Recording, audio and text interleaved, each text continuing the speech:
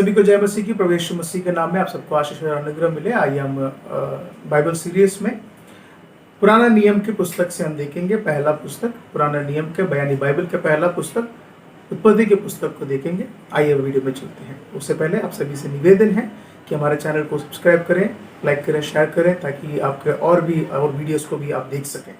आइए हम वीडियो में जाएंगे। उत्पत्ति की किताब जो कि सभी जानते हैं बाइबल का पहला पुस्तक है और इसका लेखक जो है मूसा है। और मूसा को कैसा ये मालूम हुआ या ये सारी बातों को जो है ये अलग आने वाले वीडियो में हम देखेंगे। पर इसका लेखक के विषय में बाइबल हमें बार बार जो है अलग अलग जगह पर हमें कहा गया है। जैसे कि उत्पत्ति किताब में कहीं पे भी मूसा का कहीं पे भी जिक्र नहीं है और हम निर्गमन की किताब से ही उनके जिक्र को देख रहे हैं।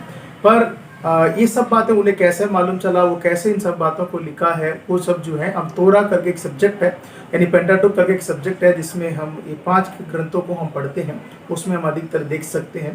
पर बाइबल के अंदर से कुछ रेफरेंसेस को हम देखेंगे जहाँ पर मूसा ने इन पुस्तकों को लिखा करके जो है ऑथेंटिसिटी है, जिसके बारे में प्रेरित काम अध्याय 7 के 22 में देख सकते हैं।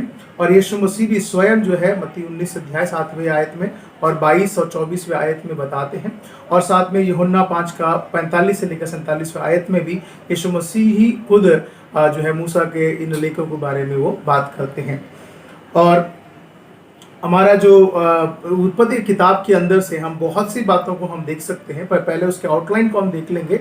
आउटलाइन में जो है कि पहला अध्याय में ही हम देख सकते हैं, पहला अध्याय से लेकर 11 अध्याय तक अगर हम देखेंगे तो उसका एक शीर्षक दे सकते हैं कि सृष्टि और मनुष्य का अंध पाप प्रवेश करना, इसके बारे में हम देख सकते हैं।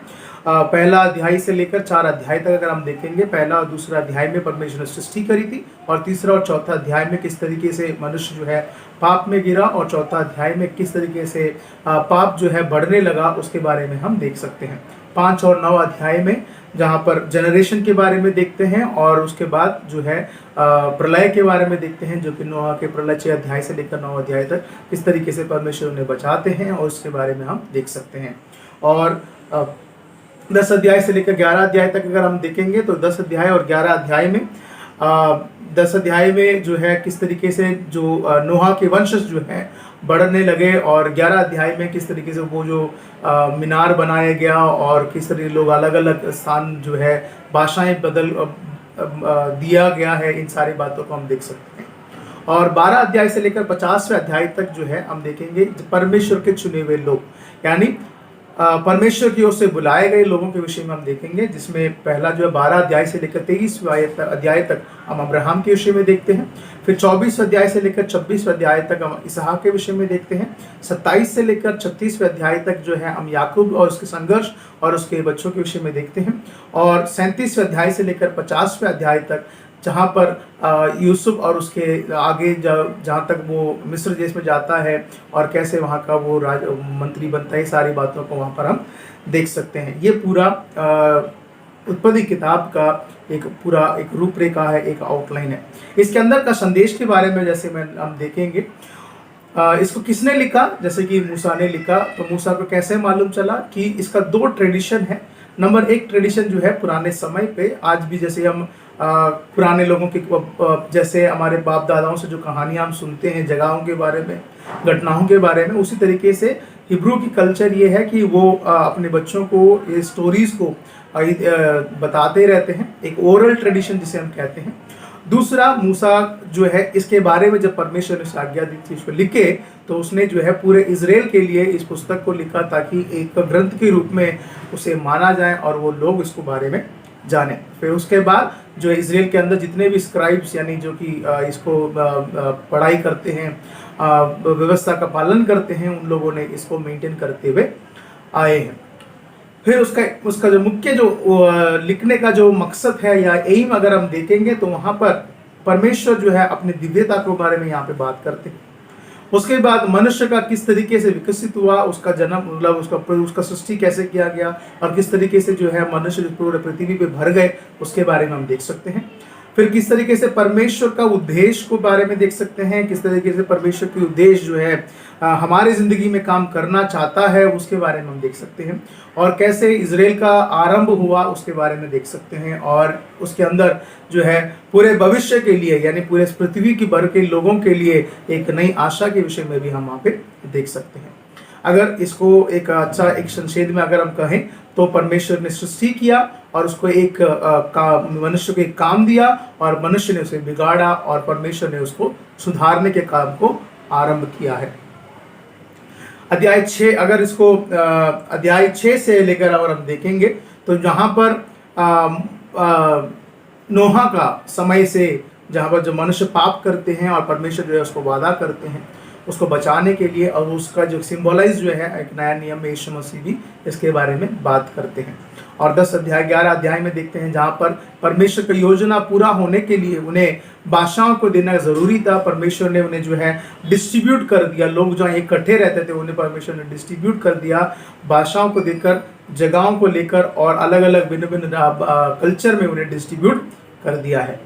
फिर 12 अध्याय में जब हम आते हैं इजराइल और परमेश्वर का जो योजना जो है एक व्यक्ति के द्वारा यानी अब्राहम के द्वारा आरंभ होते हुए हम देख सकते हैं। परमेश्वर उसे बुलाते हैं, उन्हें वादा देते हैं और उनका जो उपस्थिति है हमेशा अपने साथ बनाए रखते हैं, और उन्हें उनकी वंशावली को आशीष देने के विषय में बात करते हैं। और किस तरीके के आशीष के बारे में भी हम उस अध्याय में देख सकते हैं कि वो कहता है कि मैं तुम्हें इस देश को तुम्हें तेरे और तेरे वंश होने के लिए तुम्हें दे दूंगा।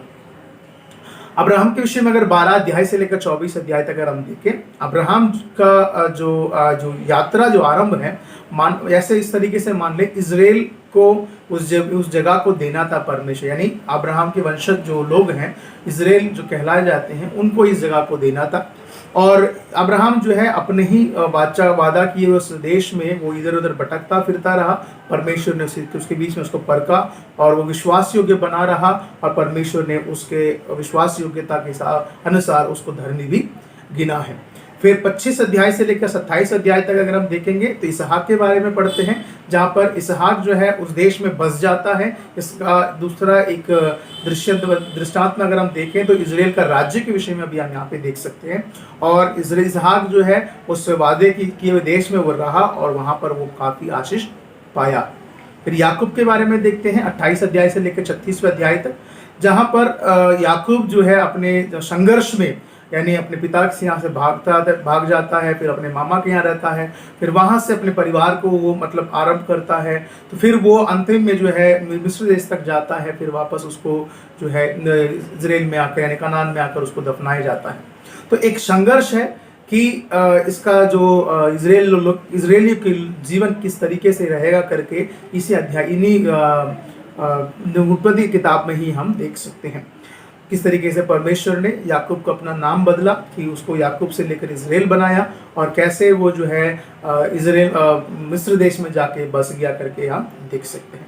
37 अध्याय से लेकर 50वें अध्याय तक यहाँ पर 12 गोत्र के बारे में हम देखते हैं, जहाँ पर याकूब के 12 बेटों के विषय में देखते हैं। यूसुफ जो है सपनाहार यानी सपना देखने वाला एक व्यक्ति जो कि जिसको धोखा दिया गया, पर परमेश्वर ने उसको परखा और उसको क्या है उसको उस परख में वो जो है डिट के खड़ा रहा, और परमेश्वर ने उसको उस ऊंचे पद पे ले जाकर उसको रखा, और वो अंत में एक शासक बना और सभी लोगों का रक्षक भी बन गया, क्योंकि वो कहता है कि तुमने मुझे जो है बुरा करना चाहा पर परमेश्वर ने सब कुछ अच्छे में बदल दिया है। और इस जगह पर हम यहूदा के विषय में देखते हैं, यहूदा के विषय में जो कि यहूदा जो है अपने भाई को बेच देता है, फिर बाद में अपने आप को नम्र करता है जब यूसुफ के सामने आता है। तो इस कारण या इसका एक सिंबॉलिक रूप में यहूदा को आगे चलकर जो है दाऊद जो है जिस वंश से आता है वो यहूदा के वंश से, और उसी यहूदा के वंश से यीशु मसीह का शासन आता है। तो ये हमारा जो है उत्पत्ति का पुस्तक का एक सारांश एक अंडरस्टैंडिंग को हम देख सकते हैं। अगर इस पुस्तक के अंदर से अगर यीशु मसीह को अगर हमें देखना चाहें तो इसमें 3 बातों को हम यीशु मसीह को देख सकते हैं। 3 बातों से। नंबर 1, अध्याय 3 का 15 में जहाँ परमेश्वर स्त्री से कहते हैं, हवा से कहते हैं, तेरे और उसके सर्प से कहते हैं कि तेरे और इसके बीच के विरोध में मैं जो है विरोध रखूंगा और तेरे सिर को वो कुचलेगा। और दूसरा जो है 14 अध्याय 18वें पद में देखते हैं, जहाँ पर मल्कीशेदेक, जिसका ना आरंभ ना कोई अंत है, और वो जो है महायाजक के रूप में वहाँ पर वो दर्शन देता है। और अंत में यूसुफ की जिंदगी के साथ हम यीशु मसीह को तुलना कर सकते हैं, किस तरीके से उसका संघर्ष और किस तरीके से उसकी महिमा और किस तरीके से वो पूरे पृथ्वी के लोगों को वो बचाते हुए हम यहाँ पर एक सिंबॉलिक क्राइस्ट का एक सिंबल को हम यहाँ पे देख सकते हैं। अगर इसका कंक्लूजन में अगर हम आए तो एक अद्भुत पुस्तक है कि इसके अंदर बहुत से सवाल का जवाब मिलता है और बहुत से अल्टीमेट इंफॉर्मेशन हमें मिलती हैं, जहां हमारे अस्तित्व का पता चलता है, हमारे वर्तमान का पता चलता है और पूरे मनुष्य जाति का समस्याओं के बारे में पता चलता है। किस तरीके से सभी का एक आरंभ के बारे में हम यहाँ पर हम देखते हैं, क्योंकि जेनेसिस का मतलब ही है ओरिजिन, यानी आरंभ किस तरीके से हुआ है। और इसके अंदर ये भी है कि हजारों सवाल है जिसका कोई अभी तक जवाब ढूंढा जा रहा है। अगर प्रभु करे आने वाले दिनों में हम उत्पत्ति की किताब से जवाबों को ढूंढेंगे और उसके विषय में भी मैं वीडियो बनाऊंगा कि आप उसको ज़रूर देख सकते हैं। उसके लिए आप हमारे चैनल को सब्सक्राइब करें, शेयर लाइक ज़रूर करें। और यदि आप इस वीडियो से, इस बाइबल सीरीज से अगर आप कुछ सीख रहे हैं तो ज़रूर हमें लिखें, ताकि हम जान सकें और आप प्रभु में आशीष होते रहें और आप बढ़ते रहें। आप देख रहे हैं बाइबल सीरीज। सबको जय मसीह की। प्रभु सबको आशीष करें। धन्यवाद।